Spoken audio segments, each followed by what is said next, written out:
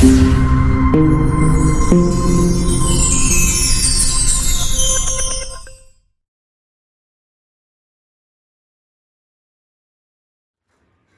ഇന്നത്തെ റെസിപ്പി എന്ന് പറയുന്നത് ഒരു പ്ലം കേക്കിൻ്റെ റെസിപ്പിയാണ്. ആൽക്കഹോളോ ഫ്രൂട്ട് ജ്യൂസോ ഒന്നും ഇല്ലാതെ തന്നെ ഈസി ആയിട്ട് ഉണ്ടാക്കിയെടുക്കാൻ പറ്റുന്ന ഒരു കേക്കാണിത്. അതേപോലെ തന്നെ ഞാനിത് കുക്കറിലാണ് ഉണ്ടാക്കിയെടുത്തിരിക്കുന്നത്. അപ്പോൾ നമുക്ക് നോക്കാം ഈ കേക്ക് ഈസി ആയിട്ട് എങ്ങനെ ഉണ്ടാക്കിയെടുക്കുന്നതെന്ന്. അപ്പോൾ ആദ്യം നമുക്ക് ഈ പഞ്ചസാര ഒന്ന് കാരമലൈസ് ചെയ്തെടുക്കണം. അപ്പോൾ അതിന് വേണ്ടിയിട്ട് ഞാൻ ഒരു 3 ടേബിൾ സ്പൂൺ പഞ്ചസാര ചൂടായ പാനിലേക്ക് ഇട്ട് കൊടുത്തിരിക്കുകയാണ്. ഇനി നമുക്കിതിലേക്ക് ഒരു 2 ടേബിൾ സ്പൂൺ വെള്ളം ഒഴിച്ചു കൊടുക്കാം.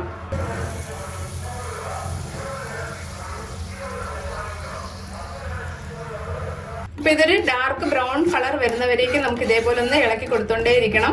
അപ്പോൾ പഞ്ചസാര നന്നായിട്ടൊന്ന് തിളച്ചതിന് ശേഷം സിമ്മിലേക്ക് ഇട്ട് കൊടുത്താൽ മതിയാകും. അപ്പോൾ ഇതിൻ്റെ കളറൊക്കെ ഒന്ന് മാറി വരാൻ തുടങ്ങിയിട്ടുണ്ട്. അപ്പോൾ കൈവിടാതെ തന്നെ ഇത് ഇളക്കി കൊടുത്തോണ്ടേയിരിക്കണം. അപ്പം നന്നായിട്ട് ബ്രൗൺ കളറായിട്ട് വരാൻ തുടങ്ങിയിട്ടുണ്ട്. ഇത്തിരി നേരം കൂടെ നമുക്കിതൊന്ന് ഇളക്കി കൊടുക്കാം. തീ സിമ്മിൽ വെച്ചിട്ട് വേണം ഇളക്കി കൊടുക്കാൻ. അപ്പോൾ ഇത് നല്ലൊരു ഡാർക്ക് ബ്രൗൺ കളറായിട്ടുണ്ട്.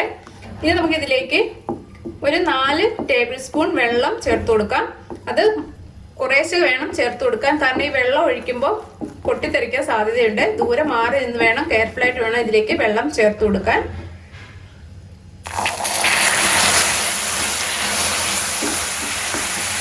കുറേശ്ശെ വെള്ളം ചേർത്ത് ഇതൊന്ന് ലൂസാക്കി എടുക്കണം.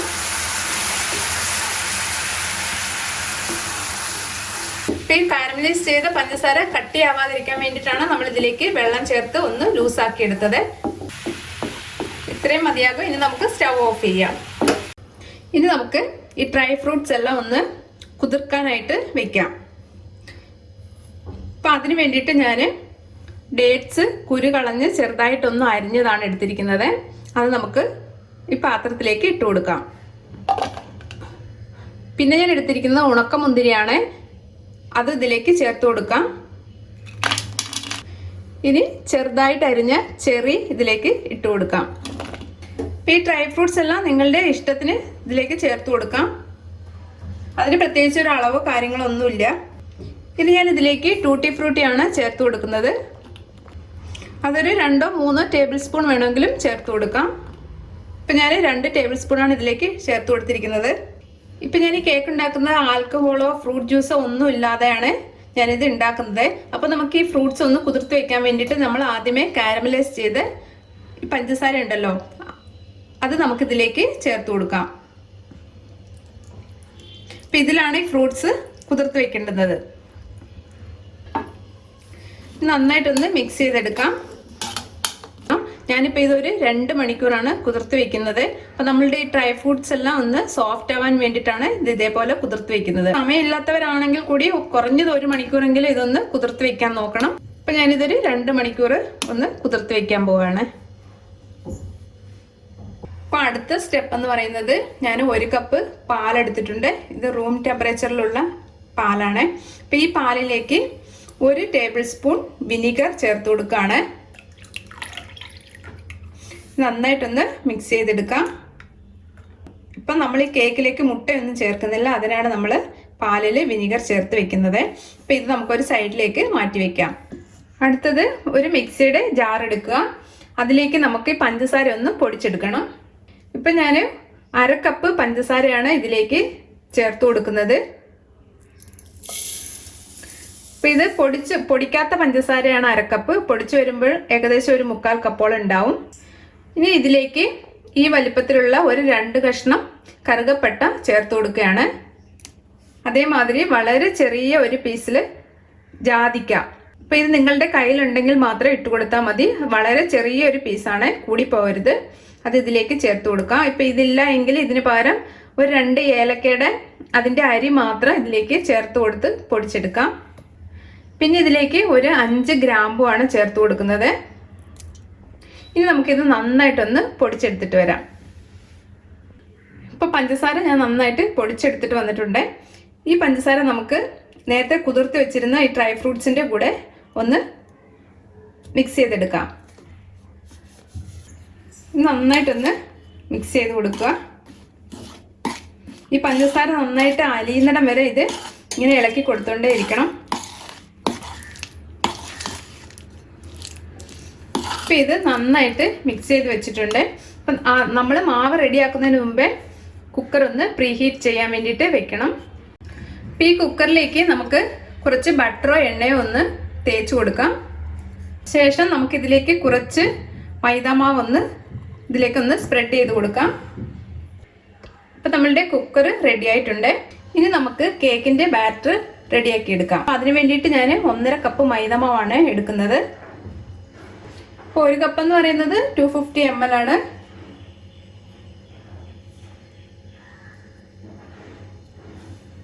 അപ്പോൾ 1.5 കപ്പ് മൈദ ചേർത്ത് കൊടുത്തിട്ടുണ്ട്.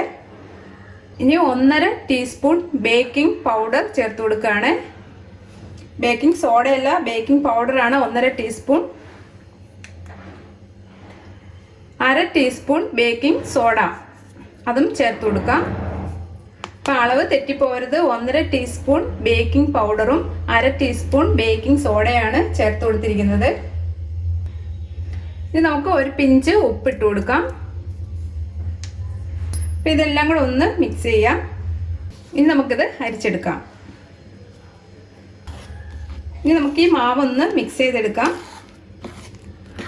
അപ്പോൾ മാവ് ഞാൻ ഒന്നങ്ങ് മിക്സ് ചെയ്ത് കൊടുത്തിട്ടുണ്ട്. ഇനി നമുക്കിതിലേക്ക് ആദ്യം നമ്മൾ പാലും വിനീഗറും മിക്സ് ചെയ്ത് വെച്ചിരുന്നില്ലേ, അപ്പോൾ അത് കുറേശ്ശെ ചേർത്തിട്ട് ഈ മാവ് നന്നായിട്ട് മിക്സ് ചെയ്തെടുക്കാം. അപ്പോൾ മിക്സ് ചെയ്യുമ്പോൾ ഒരേ ഡയറക്ഷനിൽ മിക്സ് ചെയ്ത് കൊടുക്കുക. അപ്പോൾ കുറേശ്ശെ ഒഴിച്ചു കൊടുത്താൽ മതിയാകും. ഇപ്പം നിങ്ങൾക്ക് ഇതിൻ്റെ ബാറ്റർ കട്ടിയായിട്ടാണ് ഇരിക്കുന്നതെങ്കിൽ കുറച്ച് പാല് ഇതിലേക്ക് ചേർത്ത് കൊടുത്ത് ഒന്ന് ലൂസാക്കാം. പക്ഷെ എന്നാലും ഒരുപാട് മാവ് ലൂസായി പോകരുത്, അതേപോലെ തന്നെ ഒരുപാട് കട്ടിയാവരുത്. ഇനി ഞാൻ ഇതിലേക്ക് ചേർത്ത് കൊടുക്കുന്നത് ബട്ടറാണ്. ഇതൊരു 1/4 കപ്പ് ബട്ടറുണ്ട്, അത് നമുക്കിതിലേക്ക് ചേർത്ത് കൊടുക്കാം. അപ്പോൾ ബട്ടർ ഇല്ല എങ്കിൽ സൺഫ്ലവർ ഓയിൽ 1/4 കപ്പ് ചേർത്ത് കൊടുത്താൽ മതിയാകും. ഈ ബട്ടർ വന്ന് അൺസാൾട്ടഡ് ബട്ടറാണ്, അത് നമുക്കിതിലേക്ക് ചേർത്ത് കൊടുക്കാം.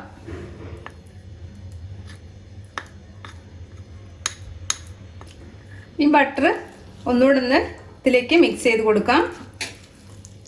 റൂം ടെമ്പറേച്ചറിലുള്ള ബട്ടർ എടുക്കാൻ നോക്കണം, ഇല്ലെങ്കിൽ ബട്ടർ ചെറുതായിട്ടൊന്ന് ഉരുക്കിയിട്ട് ഇതിലേക്ക് ചേർത്ത് കൊടുത്താൽ മതി. ഇനി നമുക്കിതിലേക്ക് 1 ടീസ്പൂൺ വാനില എസൻസ് ചേർത്ത് കൊടുക്കാം. ഇതിലേക്ക് നട്ട്സ് ചേർത്ത് കൊടുക്കാം. ഇപ്പം ഞാൻ കാഷ്യൂ നട്ടാണ് ചേർത്ത് കൊടുക്കുന്നത്. അതേപോലെ തന്നെ ചെറുതായി നുറുക്കിയ ബാദാമും ചേർത്ത് കൊടുക്കുന്നുണ്ട്. ഇത് ഒന്നുകൂടെ മിക്സ് ചെയ്തെടുക്കാം. ഇപ്പം കേക്കിൻ്റെ ബാറ്റർ റെഡി ആയിട്ടുണ്ട്. ഇത് നമുക്ക് പ്രീ ഹീറ്റ് ചെയ്ത് വെച്ചിരിക്കുന്ന കുക്കറിലേക്ക് ഒഴിച്ചു കൊടുക്കാം. അപ്പോൾ ഈ ഒരു പാകത്തിന് ഇരുന്നാൽ മതി, ബാറ്റർ ഒരുപാടങ്ങ് ലൂസാവണ്ട. അപ്പം നമുക്കിതൊന്ന് ലെവൽ ചെയ്തെടുക്കാം. ഇനി നമുക്ക് കുക്കർ ചെറുതായിട്ടൊന്ന് തട്ടിക്കൊടുക്കാം. ഇനി നമുക്കിത് സ്റ്റൗവിലേക്ക് വെച്ച് കൊടുക്കാം. ഇപ്പം ഞാൻ ഡയറക്റ്റായിട്ട് കുക്കർ സ്റ്റൗവിൽ വെച്ചിട്ടില്ല, പഴയൊരു ദോശക്കല്ലിൻ്റെ മുകളിലാണ് ഈ കുക്കർ വെച്ച് കൊടുത്തിട്ടുള്ളത്. ഇനി നമുക്കിത് ക്ലോസ് ചെയ്യാം. ഇപ്പം വാഷറൊക്കെ ഇട്ട് കൊടുത്തിട്ടുണ്ട്, വിസിൽ വെക്കണ്ട. ഇപ്പം ഈ കുക്കർ സിമ്മിൽ വെച്ചിട്ട് ഒരു 45-50 മിനിറ്റ്സ് നമുക്കിതൊന്ന് ബേക്ക് ചെയ്തെടുക്കാം. അപ്പം നമ്മളുടെ കേക്ക് ബേക്ക് ചെയ്യാൻ വെച്ചിട്ട് ഒരു 45 മിനിറ്റ് ആയിട്ടുണ്ട്. ഇനി നമുക്കൊന്ന് തുറന്ന് നോക്കാം റെഡി ആയിട്ടുണ്ടോ ഇല്ലയോ എന്ന്.